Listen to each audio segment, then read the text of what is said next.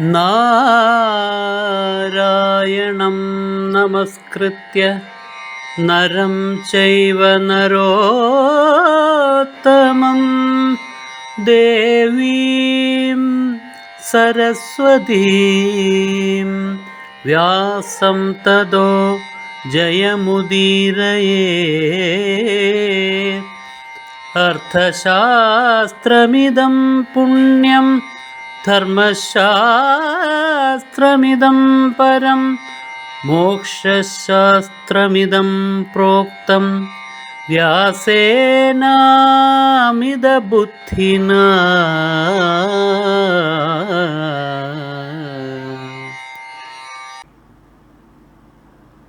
എല്ലാവർക്കും എൻ്റെ വിനീതമായ നമസ്കാരം. പ്രിയമുള്ളവരെ, ആദ്യമേ തന്നെ എൻ്റെ സർവസങ്കല്പങ്ങളും ഭാരതീയ ആചാര്യ പരമ്പരയുടെ പാദപങ്കജങ്ങളിലും വാഗ്ദേവതയും ശക്തിസ്വരൂപിണിയുമായ അമ്മയുടെ പാദപത്മങ്ങളിലും എൻ്റെ ഗുരുനാഥനായ ജഗദ്ഗുരു സ്വാമി സത്യാനന്ദ സരസ്വതി തൃപ്പാദങ്ങളിലും എൻ്റെ പരമഗുരുവായ ബ്രഹ്മശ്രീ നീലകണ്ഠഗുരുപാദരുടെ പാദപങ്കജങ്ങളിലും നിങ്ങളുടെ ഓരോരുത്തരുടെയും ഗുരുവിൻ്റെ പാദപത്മങ്ങളിലും ഭഗവാൻ വേദവ്യാസൻ്റെ പാദപങ്കജങ്ങളിലും ആ ധന്യമായ സങ്കല്പം കൊണ്ട് പവിത്രമായിരിക്കുന്ന നിങ്ങളുടെ ഹൃദയങ്ങളിലും പൂജാപുഷ്പങ്ങളെന്നോണം സമർപ്പിച്ചുകൊള്ളട്ടെ.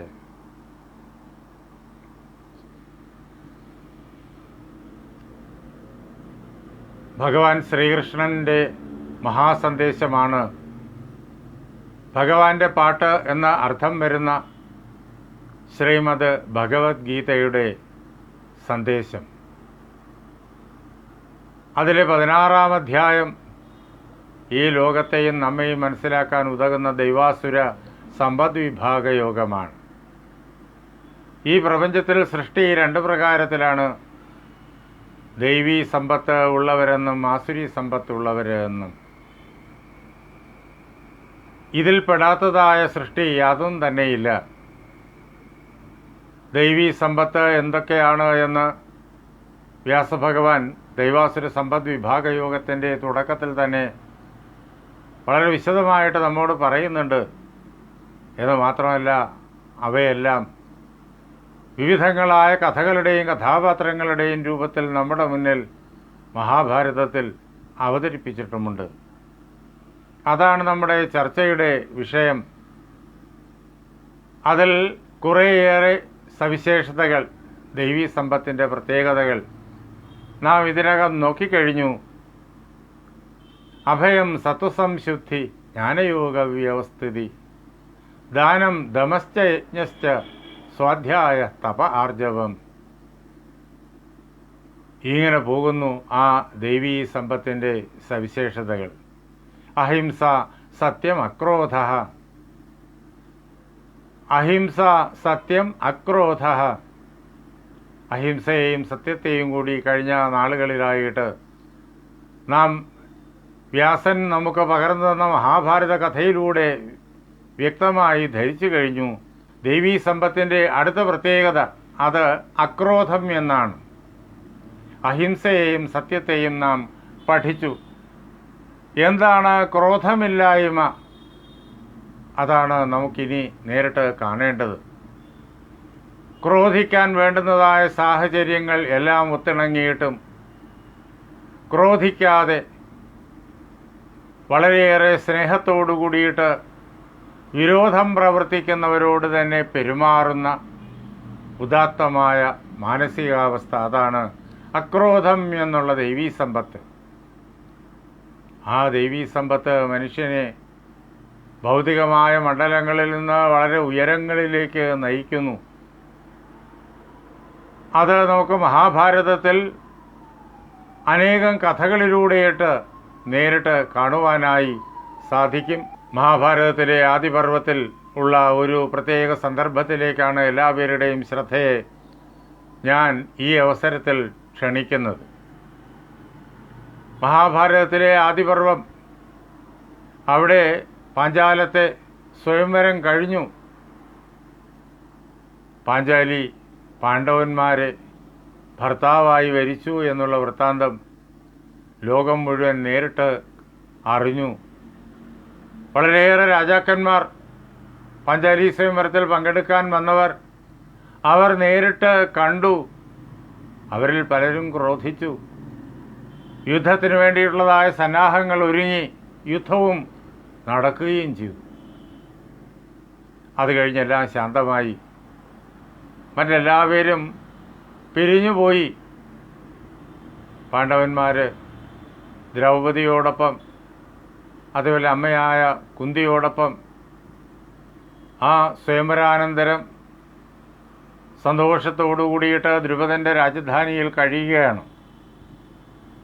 ആ അവസരത്തിലാണ് ഹസ്തിനാപുരത്ത് ഇനി എന്താണ് വേണ്ടത് എന്നതിനെക്കുറിച്ചുള്ളതായ കൂടിയാലോചനകൾ നടന്നത്. കൗരവന്മാർ പാണ്ഡവന്മാരെ ഹസ്തിനാപുരത്തേക്ക് വരാൻ അനുവദിക്കുക പാടില്ലെന്നും അവരെ ഏതെങ്കിലും പ്രകാരത്തിൽ ഇനി സംഹരിക്കാൻ വേണ്ടിയുള്ള പദ്ധതികൾ ആവിഷ്കരിക്കണമെന്നും ഒക്കെ ചിന്തിച്ചു. നേരത്തെ ചെയ്ത പദ്ധതികളെല്ലാം പാളിപ്പോയി. അരക്കില്ലത്തിലിട്ട് ചുട്ടുകൊല്ലാനുള്ള പരിശ്രമവും പാളിപ്പോയി. അത് വിജയിച്ചു എന്നാണ് നാളിതുവരെ കരുതിയിരുന്നത്. അതും പരാജയപ്പെട്ടു പോയി. എന്തു ചെയ്യും? സഹിക്കാനാകുന്നില്ല. കൗരവന്മാരുടെ ക്രോധവും ദുഃഖവും ഭാവിയെക്കുറിച്ചുള്ളതായ ആശങ്കകളും ഒക്കെ അനുനിമിഷം വളരുകയാണ്. വീണ്ടും പുതിയ പുതിയ തന്ത്രങ്ങൾ മെനഞ്ഞ് അവരെ സംഹരിക്കണം. ഹസ്തിനാപുരത്തേക്ക് വരാൻ അവരെ അനുവദിച്ചുകൂടാ. ഇതെല്ലാം ദുര്യോധനും ദുശാസനും ശകുനിയും കർണനുമെല്ലാം ഒരുമിച്ച് ചേർന്ന് തീരുമാനിച്ചു. ഇക്കാര്യങ്ങളൊക്കെ മഹാരാജാവായിരിക്കുന്ന ധൃതരാഷ്ട്രനെ അറിയിച്ചു. പക്ഷേ ധൃതരാഷ്ട്രന് ഭീഷ്മൻ കൊടുത്ത ഉപദേശം ഈ കൗരവ തീരുമാനത്തിന് വിപരീതമായിരുന്നു. ദ്രോണനും അതേ പ്രകാരത്തിൽ ഭീഷ്മൻ പറഞ്ഞതിനെ മുഴുവൻ അംഗീകരിച്ചുകൊണ്ട് കൗരവന്മാരുടെ സർവ്വസങ്കല്പങ്ങളെയും തകർക്കുകയാണുണ്ടായത്.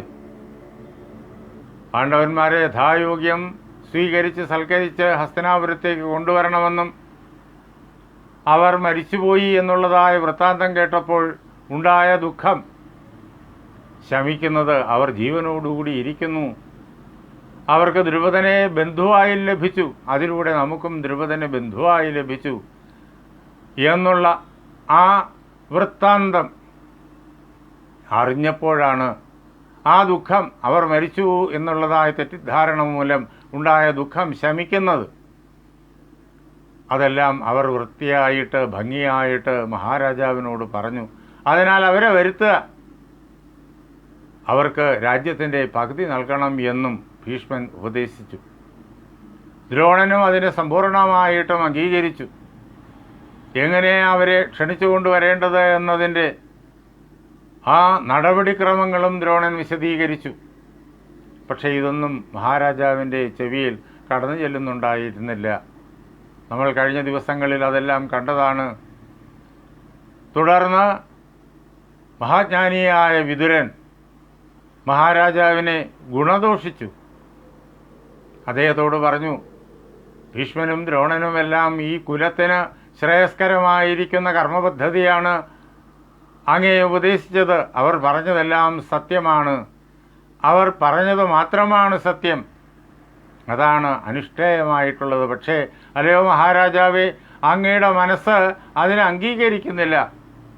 അത് കുരുകുലത്തിൻ്റെ ദുര്യോഗമാണ് എന്ന് പറഞ്ഞ് അതിശക്തമായിട്ട് ധൃതരാഷ്ട്രന് ഇളയ അനിയൻ കൂടിയായിരിക്കുന്ന വിതുരൻ മഹാരാജാവിനോട് സംസാരിച്ചു.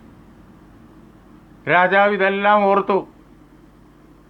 അവസാനം കുറേ നേരം കഴിഞ്ഞ് രാജാവ് പാണ്ഡവന്മാരെ ഹസ്തിനാപുരത്തേക്ക് വരുത്തുക, ഭീഷ്മൻ പറഞ്ഞ പ്രകാരത്തിൽ പകുതി രാജ്യം കൊടുത്ത് അവരെ ദൂരേക്ക് അയക്കുക, പകുതി രാജ്യത്തിൽ അവർ വാണുകൊള്ളട്ടെ, പകുതി രാജ്യം ഈ ഹസ്തിനാപുരം കേന്ദ്രമാക്കിക്കൊണ്ട് തൻ്റെ പുത്രനും വാഴട്ടെ എന്ന് അദ്ദേഹം നിശ്ചയിച്ചു. അതിനു വേണ്ടിയിട്ട് അങ്ങോട്ട് സമർത്ഥനായൊരു ദൂതനെ അയക്കണം. പാണ്ഡവന്മാർക്കും വിശ്വാസം വരുന്നൊരു ദൂതൻ തന്നെ ആയിരിക്കണം. യാതൊരു സന്ദേശമാണോ ഏൽപ്പിച്ചയച്ചിരിക്കുന്നത് അത് ഭംഗിയായി കേൾപ്പിക്കാനും അവർക്ക് വിശ്വാസമുണ്ടാക്കിക്കാനും അവരെ ഇങ്ങോട്ട് വരുത്താനും കഴിയുന്നത് യഥാർത്ഥത്തിൽ വിതുരനാണ് എന്ന് എല്ലാവർക്കും അറിയാം. ധൃതരാഷ്ട്രനും അറിയാം. വേറെ ആർക്കും അത് സാധ്യമല്ല. ഒരു പ്രകാരത്തിലും പാണ്ഡവന്മാർക്ക് കൗരവന്മാരോട് ഒത്തുപോകാൻ പറ്റാത്ത സംഭവങ്ങളാണ് അതിനു മുമ്പ് നടന്നിരിക്കുന്നത്. അരക്കില്ലത്തിലിട്ട് ചുട്ടുകൊല്ലുകയെന്നുള്ള ആ ക്രൂരമായ കർമ്മം. കഷ്ടിച്ച ഭാഗ്യം കൊണ്ട് രക്ഷപ്പെട്ടു, ഈശ്വരാനുഗ്രഹം കൊണ്ട് രക്ഷപ്പെട്ടു. അതിനു മുമ്പ് പലതവണ കുട്ടിക്കളിക്കിടയിലും അല്ലാതെയും ഒക്കെ പാണ്ഡവന്മാരെ കൊല്ലാനായിട്ട് കൗരവന്മാരെ ശ്രമിച്ചുവല്ലോ. അതെല്ലാം പരാജയപ്പെടുകയായിരുന്നു. അതിൽ നിന്നൊക്കെ കഷ്ടിച്ച് അവർ രക്ഷപ്പെട്ടു വരികയായിരുന്നു. ഭഗവാന്റെ സംരക്ഷണം എപ്പോഴും അവർക്ക് ഉണ്ടായിരുന്നു. തേഷാം നിത്യാഭിയുക്താനാം യോഗക്ഷേമം വഹാമ്യഹം എന്ന് ഗീതയിൽ ഭഗവാൻ പറഞ്ഞിരിക്കുന്നതിൻ്റെ വളരെ വ്യക്തമായിട്ടുള്ള ദൃഷ്ടാന്തങ്ങളാണ് അവയെല്ലാം. ആരാണോ മറ്റ് സർവ്വചിന്തകളും വെടിഞ്ഞിട്ട് അനന്യാസ് ചിന്തയന്തോ മാം ഏ ജന പര്യുപാസത്തെ, മറ്റ് വിചാരങ്ങളൊന്നും ഇല്ലാതെ കണ്ട് ആരാണോ എന്നെ തന്നെ ശ്രദ്ധയോടുകൂടിയിട്ട് ഉപാസിക്കുന്നത്, അങ്ങനെയുള്ളവരായ നിത്യാഭിയുക്തന്മാരുടെ സമ്പൂർണമായ ഭക്തിയും സമർപ്പണവുമുള്ള സജ്ജനങ്ങളുടെ യോഗവും ക്ഷേമവും ഞാൻ നോക്കിക്കൊള്ളൂ. ഭഗവാന്റെ സിംഹനാദമാണത്. അതിന് ദൃഷ്ടാന്തമാണ് ഈ സംഭവങ്ങളെല്ലാം. കൗരവന്മാർ ഏതെല്ലാം പ്രകാരത്തിൽ പാണ്ഡവരെ കൊല്ലാൻ വേണ്ടിയിട്ട് തന്ത്രങ്ങൾ മെലിഞ്ഞോ അതെല്ലാം നിഷ്പ്രയാസമായിട്ട് പാണ്ഡവരെ അറിഞ്ഞും അറിയാതെയും ഒക്കെ അകന്നു പോകുന്നത്, പരാജയപ്പെട്ടു പോകുന്നത് നമ്മൾ അവിടെ എല്ലാം കാണുന്നു. ഗീതാവാക്യം നമ്മുടെ മുന്നിൽ ദൃശ്യമായി ആ സംഭവങ്ങളിലൂടെയൊക്കെ കാണുന്നു. ഭഗവാൻ എങ്ങനെയാണ് നിത്യാഭിയുക്തന്മാരെ രക്ഷിക്കുന്നത്, അവരുടെ യോഗക്ഷേമങ്ങൾ നോക്കുന്നത് എന്ന് നാം അവിടെയെല്ലാം നേരിട്ട് കാണുന്നു. ധൃതരാഷ്ട്രൻ്റെ മനസ്സിലും ഈ പ്രകാരത്തിലൊരു പരിണതി ഉണ്ടാകാനുള്ള കാരണം ഭഗവാന്റെ തന്നെ പാണ്ഡവന്മാരെ രക്ഷിക്കാൻ, നിത്യാഭിയുക്തന്മാരെ രക്ഷിക്കാൻ വേണ്ടിയിട്ടുള്ള നിശ്ചയത്തിൻ്റെ മുൻകരുതലിൻ്റെ ഫലമാണ് എന്ന് മാത്രമേ നമുക്ക് ഉറപ്പിക്കാനാകൂ. എന്തുകൊണ്ടെന്നാൽ ദുര്യോധനൻ്റെ വലയിലാണ് അദ്ദേഹം. പാണ്ഡവന്മാരെ കൊല്ലാൻ പലതവണ അദ്ദേഹം കൂട്ടുനിന്നു. ഇത്ര കണ്ട് വലിയ നേട്ടവുമായിട്ട് അവർ ലോകത്തിൻ്റെ മുന്നിൽ പ്രത്യക്ഷപ്പെടുമ്പോഴേക്കും അവരെ സൽക്കരിക്കാൻ ധൃതരാഷ്ട്രനും മനസ്സ് സമ്മതിക്കുന്നില്ല. പക്ഷേ ഭീഷ്മദ്രോണാദികളുടെയും വിതുരൻ്റെയും ശക്തിമത്തായിരിക്കുന്ന യുക്തിസഹമായിരിക്കുന്ന നിർദ്ദേശത്തിന് വഴങ്ങാതെ മാർഗമില്ലാതെ വന്നപ്പോഴേക്കും ഉള്ളിലിരുന്നു കൊണ്ട് ഭഗവാനും വേണ്ടുന്ന പ്രകാരത്തിൽ പ്രവർത്തിച്ചു. അങ്ങനെ വിതുരനെ അവിടെ നിന്നിട്ട് നേരെ ദ്രുപദൻ്റെ കൊട്ടാരത്തിലേക്ക് വളരെയേറെ സമ്മാനങ്ങളും ഏൽപ്പിച്ച് വലിയ സന്ദേശവുമായിട്ട് അയക്കുന്നത് നമുക്ക് മഹാഭാരതത്തിലെ ആദിപർവത്തിൽ 31-ാമത്തെ അധ്യായത്തിൽ നേരിട്ട് കാണാം. ക്രോധത്തെ പരിപൂർണമായിട്ടും ഹൃദയത്തിൽ നിന്ന് നിഷ്കാസനം ചെയ്ത, ആരോടും വിരോധമില്ലാത്ത ശത്രുവായിട്ട് ആരും തന്നെ ഇല്ലാത്തവനായ യുധിഷ്ഠിരനെ നമുക്ക് അവിടെ നേരിട്ട് കാണാം. ദൈവീ സമ്പത്തിൻ്റെ ധാർമ്മികമായിരിക്കുന്ന ഒരു സ്വഭാവവിശേഷം അതാണല്ലോ അക്രോധം. ഒരാൾ കൊല്ലാൻ ശ്രമിച്ചു കഴിഞ്ഞാൽ ആർക്കാണ് ക്രോധം ഉണ്ടാകാതിരിക്കുക? അതും തുടർച്ചയായിട്ട് ഇങ്ങനെ ശ്രമിച്ചുകൊണ്ടിരിക്കുമ്പോഴോ നിശ്ചയമായിട്ടും ക്രോധമുണ്ടാകും.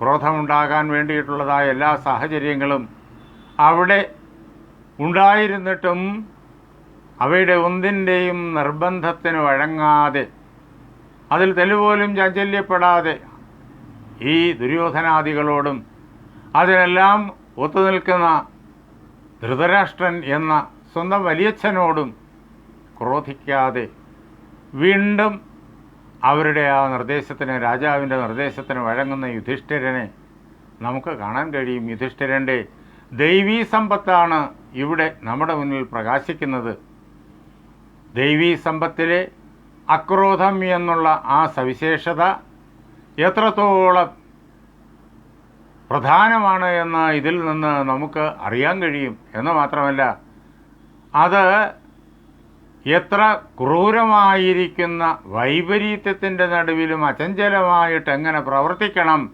എന്നും നമുക്കിതിൽ നിന്നിട്ട് അറിയാനായി സാധിക്കും.